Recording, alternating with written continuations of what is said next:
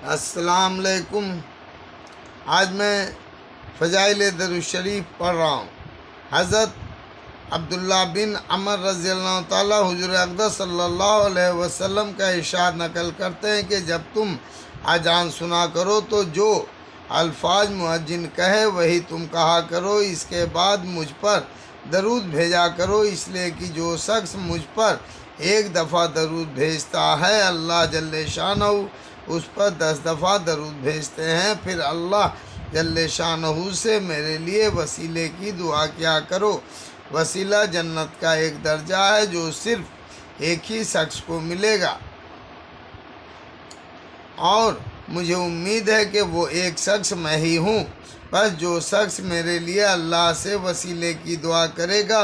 اس پر میری شفاعت اتر پڑے گی۔ اتر پڑے گی کا مطلب یہ ہے کہ محقق، یعنی اس کو شفاعت ملنی یقینی ہو جائے گی، اس لیے کہ بعض روایت میں اس کی جگہ یہ ارشاد ہے کہ اس کے لیے میری شفاعت واجب ہو جائے گی۔ بخاری شریف کی ایک حدیث میں یہ ہے کہ جو شخص اذان سنے اور یہ دعا پڑھے، اللہم رب ہذہ الدعوات التامات والصلاۃ القائمات اب محمد الوسیلۃ والفضیلۃ وابعثہ مقاما محمودا الذی وعدتہ، اس کے لیے میری شفاعت اتر جاتی ہے۔ حضرت ابو درداء رضی اللہ تعالیٰ سے نقل کیا گیا ہے کہ جب حضور اقدس صلی اللہ علیہ وسلم اذان سنتے تو خود بھی یہ دعا پڑھا کرتے تھے، اللہم رب ہذہ الدعوات التامات والصلاۃ القائمات صلی اللہ علی محمد وآتہ رسولہ یوم القیامت۔ اور حضور صلی اللہ علیہ وسلم اتنی آواز سے پڑھا کرتے تھے کہ پاس والے اس کو سنتے تھے۔ اور بھی متحدہ حدیث سے علامہ سخاوی رحمۃ اللہ علیہ نے یہ مضمون نقل کیا ہے، اور حضرت ابو ہریرہ رضی اللہ تعالیٰ سے حضور صلی اللہ علیہ وسلم کا یہ ارشاد نقل کیا ہے کہ جب تم مجھ پر درود پڑھا کرو تو میرے لیے وسیلہ بھی مانگا کرو۔ کسی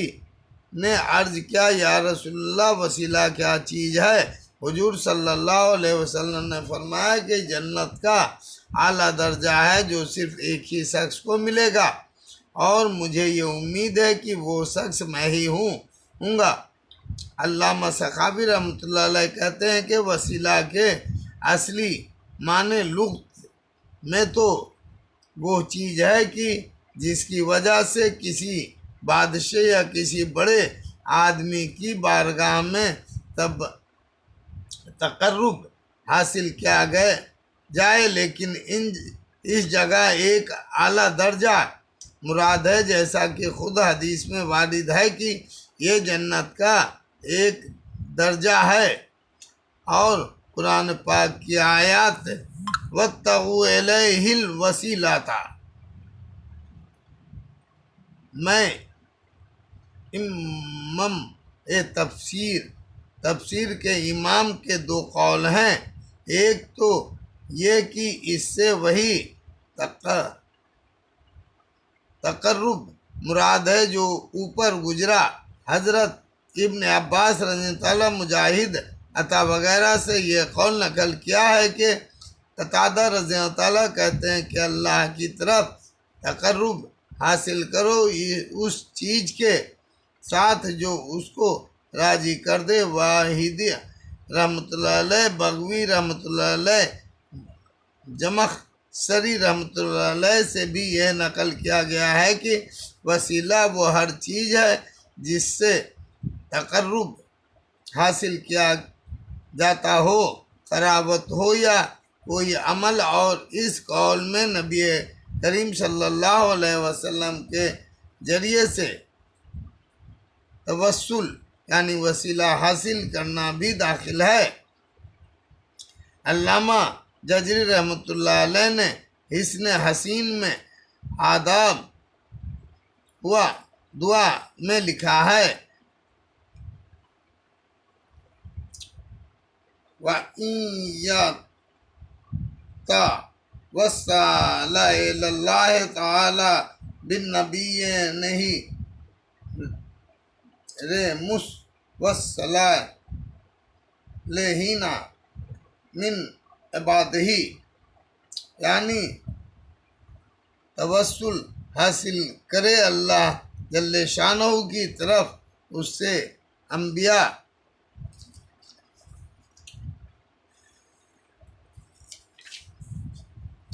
کے ساتھ، جیسا کہ بخاری، مسند، بجار اور حاکم کی روایت سے معلوم ہوتا ہے، اور اللہ کے نیک بندوں کے ساتھ جیسا کہ بخاری سے معلوم ہوتا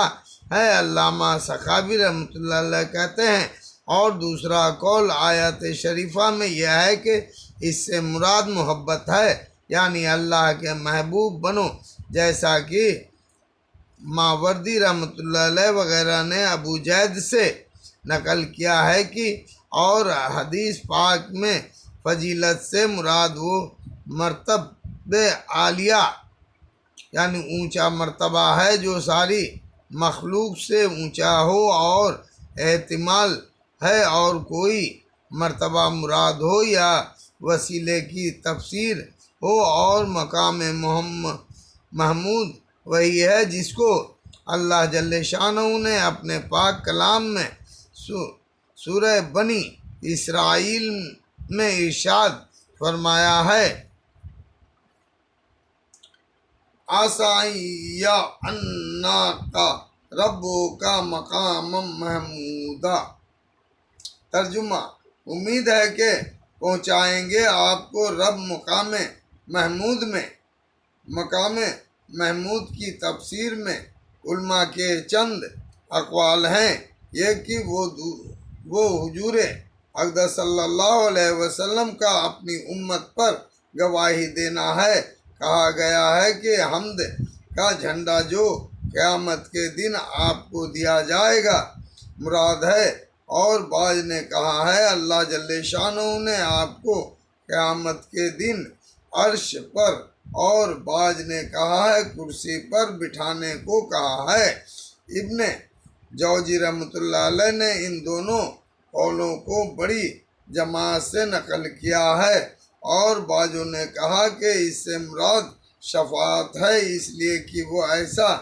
مقام ہے کہ اس میں اولین و آخرین سبھی آپ کی تعریف کریں گے۔ علامہ سخاوی رحمۃ اللہ علیہ اپنے استاد حافظ ابن حجر رحمۃ اللہ علیہ کی اتباع میں کہتے ہیں کہ ان اقوال میں کوئی منافات یعنی ٹکراؤ نہیں، اس واسطے کی احتمال ہے عرش و کرسی پر بٹھانا شفاعت کی اجازت کی علامت ہو، اور جب حضور صلی اللہ علیہ وسلم وہاں تشریف فرما ہو جائیں تو اللہ جل شانہ ان کو حمد کا جھنڈا عطا فرمائیں، اور اس کے بعد حضور اقدس صلی اللہ علیہ وسلم اپنی امت پر گواہی دیں۔ ابن حبان کی ایک حدیث میں حضرت کعب بن مالک رضی اللہ تعالیٰ سے حضور صلی اللہ علیہ وسلم کا ارشاد نقل کیا ہے کہ اللہ جل شانہ قیامت کے دن لوگوں کو اٹھائیں گے، پھر مجھے ایک جوڑا پہنائیں گے، پھر میں وہ کہوں گا جو اللہ چاہے، بس یہی مقام محمود ہے۔ حافظ ابن حجر رحمۃ اللہ علیہ کہتے ہیں کہ پھر میں کہوں گا سے مراد وہ حمد و ثنا ہے جو حضور اقدس صلی اللہ علیہ وسلم شفاعت سے پہلے کریں گے، اور مقام محمود ان سب چیزوں کے مجموعے کا نام ہے جو اس وقت میں پیش آئے گی۔ حضور صلی اللہ علیہ وسلم کے اس ارشاد کا مطلب ہے کہ میں وہ کروں گا جو اللہ تعالیٰ چاہیں گے۔ حدیث کی کتابوں بخاری، مسلم شریف وغیرہ میں شفاعت کی تعبیر میں حضرت انس رضی اللہ تعالیٰ سے نقل کیا گیا ہے۔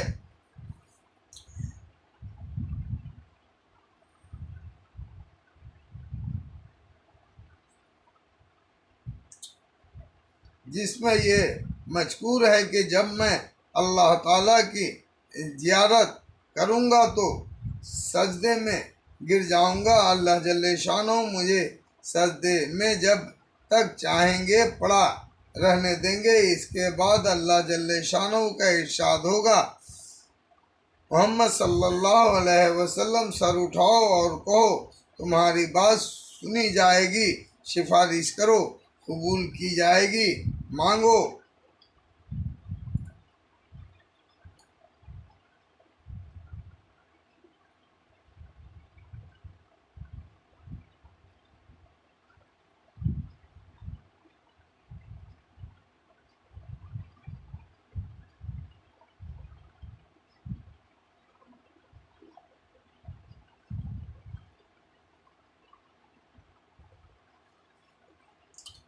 حضور اقدس صلی اللہ علیہ وسلم فرماتے ہیں کہ اس پر میں سجدے سے سر اٹھاؤں گا، پھر اپنے رب کی وہ حمد و ثنا کروں گا جو ایسے وقت میرا رب مجھے الہام یعنی میرے دل میں ڈال دے گا کرے گا۔ پھر میں امت کے لیے سفارش کروں گا۔ بہت لمبی حدیث سفارش کی ہے جو مشکات میں بھی مذکور ہے۔ ہاں ہو اجازت ہے تجھے آج عزت ہے تجھے، جیبا شفاعت ہے تجھے، بے شک یہ ہے حصہ تیرا۔ یہاں ایک بات قابل لحاظ ہے کہ اوپر کی دعا میں الوسیلت والفضیلت کے بعد والدرج ترفیعات کا لفظ بھی مشہور ہے۔ محدثین فرماتے ہیں کہ یہ لفظ اس حدیث میں ثابت نہیں، البتہ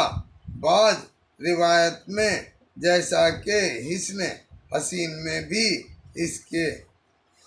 آخر میں انک لا تخلف الميعاد، یا رب صلی اللہ علیہ وسلم دائمہ عابد اعلی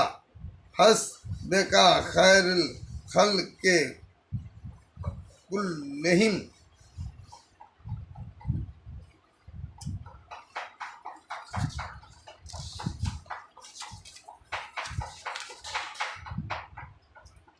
حضور اقدس صلی اللہ علیہ وسلم کا ارشاد ہے کہ جب تم میں سے کوئی شخص مسجد میں داخل ہوا کرے تو نبی کریم صلی اللہ علیہ وسلم پر سلام بھیجا کرو، پھر یوں کہا کرو، الحمد اللہم افتح لی ابواب رحمتک، اے میرے اللہ میرے لیے اپنی رحمت کی دروازے کھول دے۔ اور جب مسجد سے نکلا کرے تب بھی نبی کریم صلی اللہ علیہ وسلم پر سلام بھیجا کرے اور یوں کہا کرے، اللہم افتح لی ابواب وفضیلت، اے اللہ میرے لیے اپنے فضل یعنی روزی کے دروازے کھول دے۔ خواہ مسجد میں جانے کے وقت رحمت کے دروازے کھلنے کی وجہ یہ ہے کہ جو مسجد میں جاتا ہے وہ اللہ کی عبادت میں مشغول ہونے کے لیے جاتا ہے، وہ اللہ کی رحمت کا زیادہ محتاج ہے کہ وہ اپنی رحمت سے عبادت کی توفیق عطا فرمائے، پھر اس کو قبول فرمائے۔ اللہ اکبر۔